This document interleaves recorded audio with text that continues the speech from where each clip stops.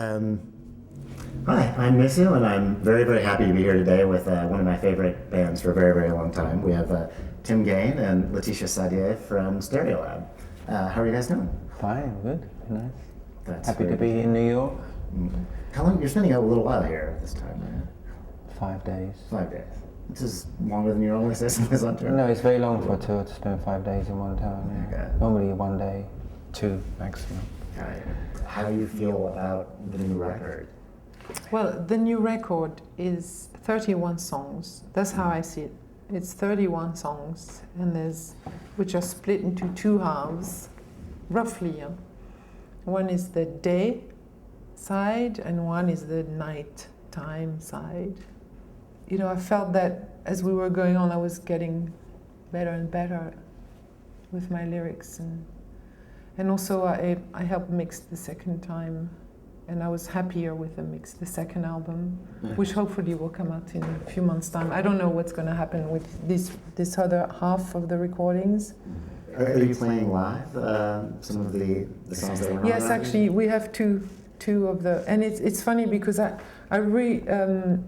not so keen on the recorded versions of the daytime that came out, but playing them live, we have just the rawer form of the songs, which I prefer.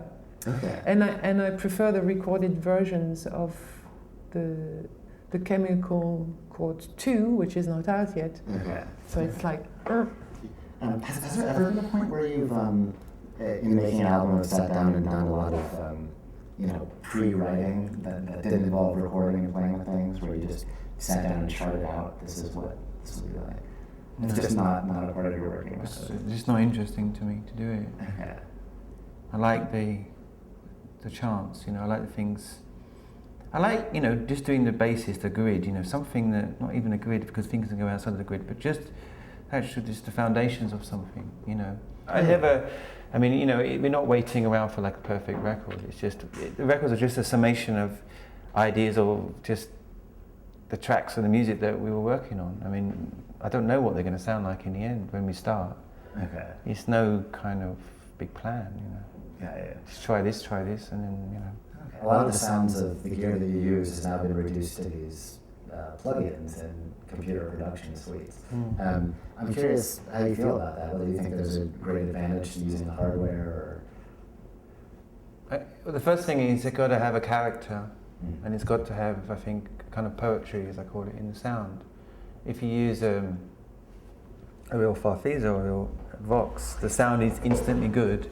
It makes the chords sound good, and it's got a great characteristic. Try to do this with a MIDI plugin, and you'll be spending hours. In fact, I don't think it can be done because it's something. To me, I'm looking for things that make chords sound good and make It is possible with some digital things, and occasionally live, yes, you have to use something. But I really don't want to absolutely force. But I'm not a retro person. I'm not saying that nothing is good post 19 whatever. It's just that I listen to it and I think that this is infinitely better than that. Okay. As an organ, I'd rather have an organ than a piece of software that's trying to be an organ.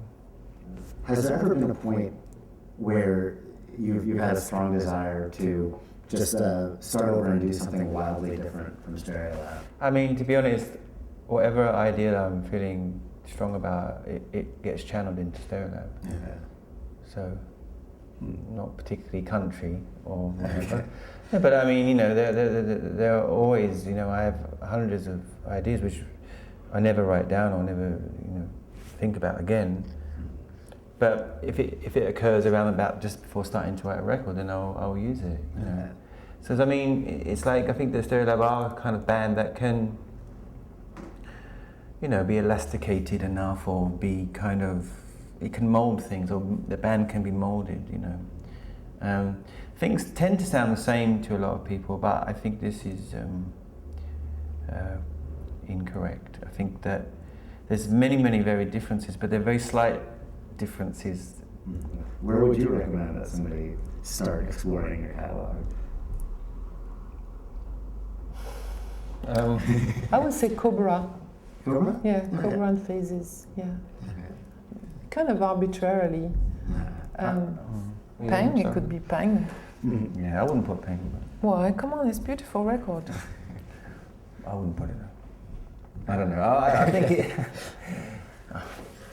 I say the B-side collection. Yeah. That's what I would say. I think that the most characteristic record is something like the Refried Ectoplasm. Yeah. Because I mean, to me, that says more about the band than all about Pop and Normal albums. Really. But it's a collection of all the singles and 7 inches and tracks for this thing and that thing. You know, I mean, that's what I like about doing the band as well. You know, it's more than just albums. I'd like to ask you about your studio, Now which you built. How long ago?